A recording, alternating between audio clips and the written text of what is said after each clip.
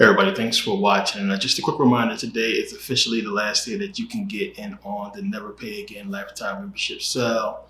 It will officially end today, but the link won't be taken down until Tuesday. So we only have a certain amount of people we can let in between now and Tuesday. So once it hits 50 more people, the link will be taken down. So the next 50 people basically have until Tuesday. So other than the people who I spoke to who sent me emails about a later date, anybody who purchases between now and Tuesday will get in if you're within those last 50 people. But if you don't see the link up there tomorrow, if it's taken down, that's because 50 people got the last spot. So if you want to get lifetime membership, never pay again, it's your last shot. This is it. It's done. It'll be gone after between now and Tuesday, put it like that. So it could be down tomorrow. So take advantage. But appreciate everybody who bought the book. Second edition is out. It is now available. As I said, the first 500 people will get the next two books half price, as well as the audio book. So yes, the Self-Inflicted Religious Deception second edition will have an audio book that will be coming soon. Everybody who gets those now 800 spots, because the first 500 spots filled up in less than 2 days. So I added 3 more 100 spots, and right now it's like 70 spots left for that. So you guys will get 50% off the next two books, as well as the audio book for free, which the audio book is basically going to be a good value. Trust me, you're going to be basically making your money back for what the audio book is going to cost, because I've been putting in a lot of time into this audio book. It's going to come out in 6 parts, breaking down the chapters. So definitely a lot more stuff. It's going to be an audio book, of course, than the actual book, because I'll talk a lot more. A lot of people have been asking for audio books, so I always get emails from people talking about listening to the videos while they're driving to work and so on and so forth. So the audio book is going to be really, really good. So that will come out soon. But thanks to everybody who's been purchasing. And as I said, the book is available, and 2 more books will follow pretty soon. Also, real quick, everybody, Oculus Quest 2. I talked about this in the previous DVD about how it's the future. This is going to change everything. This is what everybody's going to be using eventually. And as I said, they basically stopped producing the Xboxes and the new PlayStations so they can have people buy this because they want this in every home. But it's a good thing when you understand what it's going to do and how it can be used. So we're definitely going to be using it at Merkabah Academy. I will be using it to do live lectures. And as you can see here, you can do lectures where you guys can join me, and we can create a atmosphere to where everybody who is a member, this is for only lifetime members, never pay again members, you'll be able to join these live lectures that I'm going to be putting on using Oculus Quest 2. So you get a chance, you have time, purchase Oculus Quest 2. But I'm going to get into this video because it's just, I'm always debating, believe it or not. I don't have to do the online, debates like we used to watch. And what usually happens for me is, because I have a lot of family and friends who watch my stuff, and I'll get a phone call from somebody. And they'll, hey, I got another one. A Christian or a Hebrew or Muslim or somebody who they know, I got another one who think they know. And then they'll call me, and then we'll be on a conference call, or we'll be on speakerphone, just going at it. And it usually ends well. So 2 quick points I really want to get into when getting into this whole thing. So many different teachings that we find with, biblical religions, with, Judaism, Christianity, and Islam. We know it's different denominations, and different people believe in different stuff within those 3 major religions. So it's just the same with the Hebrew Israelites. Different Hebrews believe different things. So I had a lot of people talking about, well, all Hebrews don't believe that the King James Version is accurate, or not all Hebrews hate Africans, so on and so forth. So remember that. It's just the same with Christianity, who got a whole bunch of different denominations, and same thing with Islam. Different Hebrews believe different stuff. But just the same with those books. It's not backed by any facts, any proof. So you got to understand that. Now, you have what the majority of Hebrews believing in the King James Version and believing that Deuteronomy 28 is this prophecy that fits Black people. Now, they're right in the fact that it fits Black people, it fits African Americans. When you read Deuteronomy 28, it's nowhere around that. It's something I don't debate, that is talking about African Americans. So we look at that. And then again, it's easy for people who's looking for something to believe in and have hope in to read that or hear that and get all emotional about it, because it kind of blows you away if you don't have any knowledge. It's like, wow, it's talking about us, not talking about nobody else. And then so much prominence and respect has been given to the Bible with no proof. It's what was burned into our heads and drilled into us as children. We watch grown-ups worship this stuff still to this day. And TV and billions and trillions of dollars back up the Bible. So when you see something like that, it's emotional. It's emotional. So I understand why people who see that get emotional and they believe it. Like, it's talking about us. But you have to understand, Deuteronomy 28:68 is not the same in the oldest biblical manuscripts. The King James Version was written between 1604 and 1611. It is different than the oldest manuscripts. It's his version.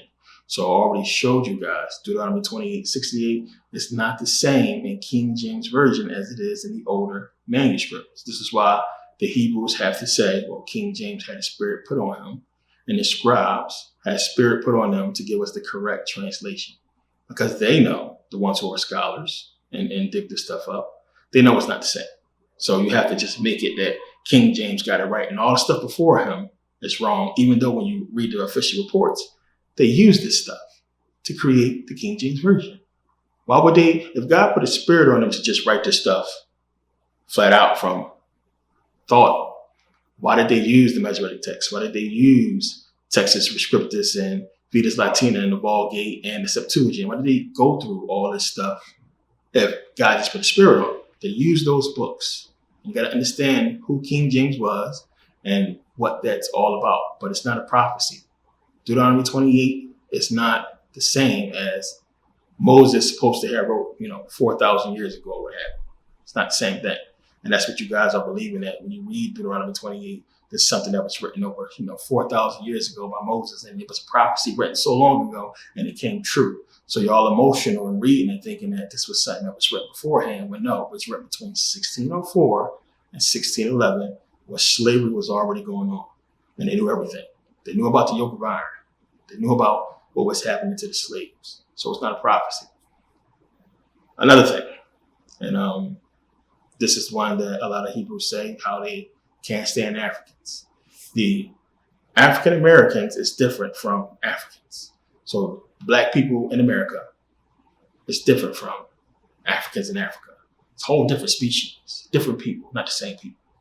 And those Africans in Africa sold us into slavery here in America. So they hate Africans for that. Not all of them, but the majority.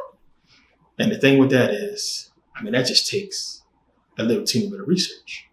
One, you had the Songhai Empire. We know they were not Hebrews. They were enslaved. That's a fact. And two, this whole notion that Africans just started the entire slave trade. They built, St. George's, or they built the slave castles over there in Ghana. They didn't build these places. They didn't build Cape Coast. They didn't build those castles. These castles were built by the Swedish, the Portuguese, ran by the Dutch, the British. Everybody had their hand in this stuff. Africans were hired to do a job. And tribes beefed with each other, so they sold their enemies into slavery. And there were so many different circumstances surrounding the entire thing, and so many different stories when you read about it. The Danes had a lot to do with this whole thing. So you can't just say, oh, Africans did it, when you had, clear as day, these Europeans build these castles and set this stuff up and begin the slave trade. So that's one. Another thing, you had over 20 independent nations that surrounded St. George's. 20 independent African nations. Now, if there was all Hebrews, it would only be one. It would only be one nation. So we know they were not Hebrews. We know we had the Metu and different tribes from the Fante Kingdom who were enslaved. Fante Kingdom, everybody knows. If you study this, they were the first kingdom to basically go against the British and go against the Dutch to basically push for the abolishment of slavery. They wanted to end the slave trade. So if they were, just on this whole kick of just selling Africans or Hebrews specifically into slavery, why would they go out their way to fight the white man to try to free us from slavery here in America? You know about Bado Bansu. I talked about him, who got his head cut off, and the Dutch basically returned his head not too long ago. They pickled his head to preserve it for over 100 years because him and a bunch of other kings, they fought. They fought against what was happening, and they were killed. Not everybody sold out, but again, not everybody that was a slave in Africa were Hebrews. What's wrong with y'all? That's a fact. It's easy to look up and see that these people were not Hebrews. So you can't say everybody that was enslaved that was brought over here to America when we got proof that these people weren't all Hebrews. So it's another thing. Also, just because it's old, it does not give validity to your doctrine. So just because I heard Hebrews say, oh, Harriet Tubman, she was Hebrew. Frederick Douglass was a Hebrew. All these people were Hebrews. All these people was Hebrews. So, we had Hebrews over 1,000 years ago, and this tribe is Hebrew, and the Igbo, and the Igbo, and the Ibu, and all this. Oh, this is how they say. So what? So what? That's a fact. Of course, we can go back 1st century BC, find Black Hebrews. Doesn't prove nothing because you guys don't understand the story and what happened and why that exists in the first place. So you got to understand, of course, Black Hebrews. How is that possible? And when you understand, and this is one of the reasons why you guys don't know this, because this information is what's going to kill the whole doctrine, going back to the source. So then now you have to start tracing that book. Now, the reason why they want you to believe that King James had his spirit put on him and gave us the correct translation is for the cutoff. Plain and simple. That's the cutoff. Because then now you're not looking before King James about your doctrine. And as long as you're not doing that, even if you want to go back to the Masoretic text and the Dead Sea Scrolls, as long as you stop there. Because if you go any further, the truth is going to come out. So when you start going further, what you're going to run into? The Septuagint Greek. That's what they want to keep you away from any knowledge or anything about the Septuagint, because that's where it all breaks down. So you have to understand real proven history and understand this thing and why the whole thing with the Hebrews is tied up with the Egyptians and what that's about. So a lot of y'all thinking, oh, we just want to be Egyptians, or we just want to not understanding what this stuff really is about and what you're going to find if you do the actual research. So Ptolemy II, Philadelphus, who is the one who commissioned, supposedly, according to the letters of Orestes, which is proven pseudo, commissioned that the 72 Hebrew elders do a translation of the Hebrew law into Greek, which gave us the Septuagint Greek, which there's absolutely no proof of this translation. And Hebrew scholars will tell you they would have never done such a thing. They would have died before they did a translation for the Gentiles. So we know it's bullshit. Now, there's absolutely no proof, even though you've heard that the Old Testament was written in Hebrew, there's no proof of that. Absolutely no proof. We have no proof of a Hebrew manuscript that predates the Septuagint Greek. There's absolutely no proof of one. Understand that. So we have proof out of nowhere, the Septuagint Greek given to us by a white fake pharaoh who crowned himself pharaoh after a conquest of the Egyptians. Why is this important? So when I was in Egypt, I went to the Cairo Museum, and take a look at this video real quick. This is from the Greco-Roman era. Greco-Roman, when they came into Kemet and tried to basically, be like us, steal our shit. You see their statues here, they're putting their own little section. They actually came into Kemet and carved themselves into a lot of the walls. Here is the actual statue of Serapis Christos right here. You can see him. Serapis.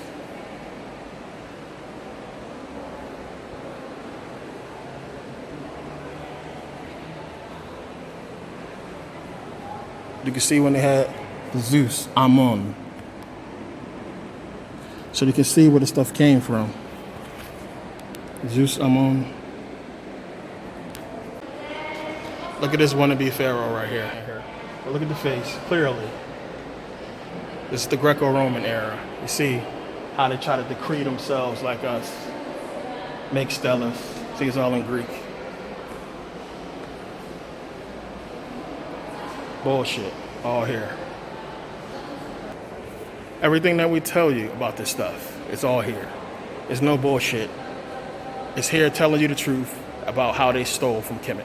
And this video is important because I'm showing you proof, facts of Zeus, Ammon, and Serapis, who we know these Greeks tried to force this doctrine on the black Egyptians that was left after conquest. So we know the Persians conquered and they ruled for years until finally the Greeks took over.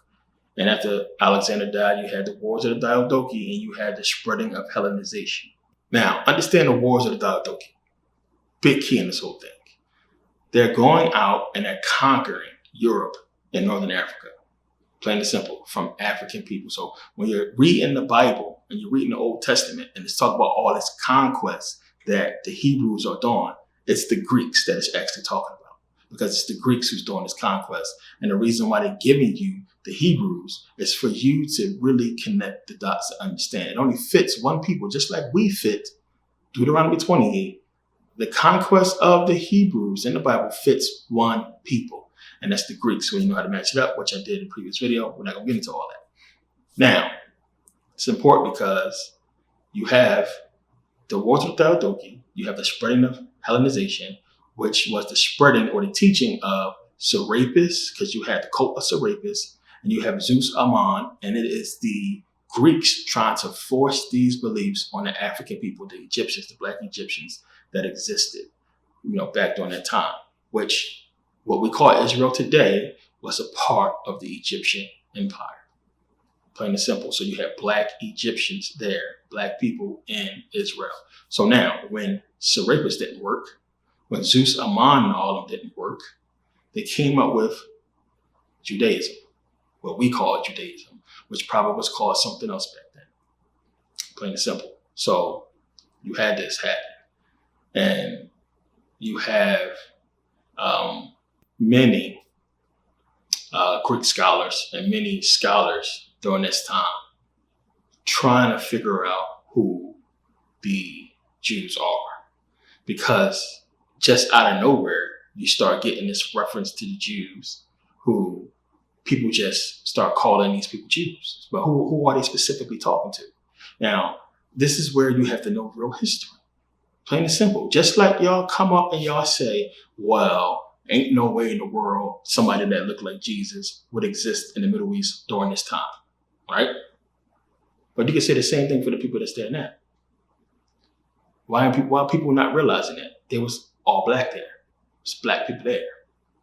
That's who was there. They were the black Egyptians and Africans that lived in Israel, what we call Israel and Lebanon, before conquest. Because after the Greeks conquered, we know Rome came in there. And then after they enslaved and spread everything out, they came in, the people came in. And then the Arabs came in later, as we'll get into, that begin to mix in. So when you go to Greece, as I talked about before, you go to Israel, look at the people. Just look at their faces. They either look 100% white or they look like a mix of Arab and white, or just straight up Arab. Now, what's deeper, and as I explained in previous videos, the last couple of DVDs, what's deeper is just understanding why. Why religion? Like, what is this whole thing with telling these stories and getting people to believe in these stories that's so important, that once the Romans conquered, the Greeks, that they continue Hellenization. So you had Rome, which we know about the Caesars, and we have Rome who had this whole big thing, their own thing going on, conquering everything. Just think about Rome before the Greco-Roman period and what Rome was about with the Caesars. Then once they conquered the Greeks and we get the New Testament, we start getting the Peshitta, Syriac Peshitta and everything like that. You had complete changeover. Oh, Constantine was a pagan, and was pagan is a derogatory term that the Romans came up with. It's a derogatory name for people who don't believe in what the Romans believe in. So if you're a pagan and you call yourself a pagan, you don't know shit. It's a stupid thing to call yourself. They call anybody who didn't believe what they believed in pagan. If you worship nature or it was about nature, if you wasn't believing what they believed in, you were pagan. It's just that simple. So supposedly Constantine converted, so on and so forth, and that's what happened. But you have to look at the fact that they gave it all up, their beliefs, to accept what the Greeks was putting out there. And we got the New Testament written in Greek, just like the Old Testament, right? So you have to understand first and think about, why did they do that? What was so powerful about this doctrine, these teachings, that they converted everything that was done over and continue Hellenization to continue what the Greeks was doing? And to continue, the story, you might as well say, because you had Old Testament, which is not far-fetched for you to believe that the Greeks created, because you could point out the fact that the similarities between, as I talked about, Adam and Eve. You have Eve and the apple. You have Pandora's box. Deucalion and Pharaoh with the whole Noah's Ark thing and the flood story. Samson and Hercules is parallel in Greek mythology, which existed before the Bible. It existed before the Septuagint. So this is stuff that you can easily go and look up. We had Greek mythology long before anything biblical. It's the same type of stories. So it's not far-fetched to make that connection. So that's all they did. So when the Africans in Israel, or the Egyptians in Israel, went and take to Serapis and went and take to Zeus, Ammon, and all the other guys they tried to push on them, they came up with this doctrine. They really enforced it with the children. And then you have what's called generational indoctrination, to where once the kids get it, then everybody else follows, because the kids go and spread it. And that's what happened. They had priests and everybody go out and start teaching this stuff. And that's where you had them going out and teaching this whole message. And once they got all the Africans out of Israel, and then you had the whole, the war between the Persians and Rome, with the involvement of the Arabs, who basically was the hitmen for Rome, you might as well say, who went out there and conquered the Persians for the Romans, wiped them out almost. And then the reward for the higher ups was to go into Egypt, because the Romans, the white people, could not stay in there, and they didn't want us to have it. So they let the Arabs go in there and take this spot. And then they mixed in so they can survive there. They mixed in with those Arabs, and it's the people who occupy this space today, what we call Israel. That's why they look that way. And they got Islam out of it, and they've been running with it ever since then. It's one of the reasons why all three of them share the same type of prophets. It's not hard to understand this stuff when you really do research and look at it, but we're going to go much deeper than what I'm saying, because y'all think I'm just some nigga just talking who's trying to be right and just think he know everything. So we're going to go into scholarship, and just going to cut to my last video real quick. If you've seen it, you can skip through it. But these are the facts, plain and simple right here. You don't want to listen to nothing else that I said in this video. Listen to this and understand these are the facts. And this is what you're going to find if you do actual research and look. So anybody that's doing research on the Jews, the Hebrews, 4th century BCE, if you're looking for anything on the Jews prior to 4th century BCE, there's only 4 sources that you can really go to. 4. And of those 4 sources, only one has real tangible, evidence that you can really believe. And he's the only one that everybody really goes to. So this is how you can break this stuff down. This is how you know who's who and who's doing the research. Because anything anybody said besides these 4 people is pseudo. It's bullshit. It's iffy. So these 4 people are the suspect one. I start with them first. Josephus, right? Josephus. Then you have Aristobulus. Then you have Diodorus Siculus, who this is largely about, what Merkin wrote it. And then you have Hecataeus. Hecataeus and Diodorus is basically the primary people that he's sourcing for this book that Merkin wrote, because that's who you have to source. If you arguing with somebody about this and they're not citing, which the Hebrews will not, They won't. And you're going to find out why in a second. If they're not citing Hecataeus and Diodorus Siculus, forget it, because it's pseudo. It's pseudo. We're going to get into this in a second, but understand that. So you have Hecataeus, who is a large part of this book. He was 25 years old when Kemet fell. So he had 25 years of seeing Kemet being ruled by Egyptians. 25 years of that. And I believe he died in 550 BC. So he had 25 years, or that's when Kemet fell, was 550. So he knew, he had knowledge. Hecataeus understood what was going on. He's a historian. Look him up. He's a Greek historian. And he has two very important works that everybody knows about when you start researching this guy, Hecataeus. So you have Yanela Yer, which Yanela Yer basically means genealogy. Yanela Yer, Greek, means genealogy, right? So Yanela Yer, genealogy, and Storia. So Storia is basically your history. So Storia, Greek, history, that's where we get story, Storia. Yanela Yer, genealogy. That's his book. That's what it translates into. The most important book is his one that's basically on his journey. The journey that he fucking took, supposedly, around the world, which is pronounced Periostos Gamma Sigma. Periostos Gamma Sigma. I got to say it a couple times to get it out. But it basically means journey around the world. So you have these important books by Hecataeus. And he's known for these books because he supposedly traveled and did this research on these civilizations of people, which is why he must be cited.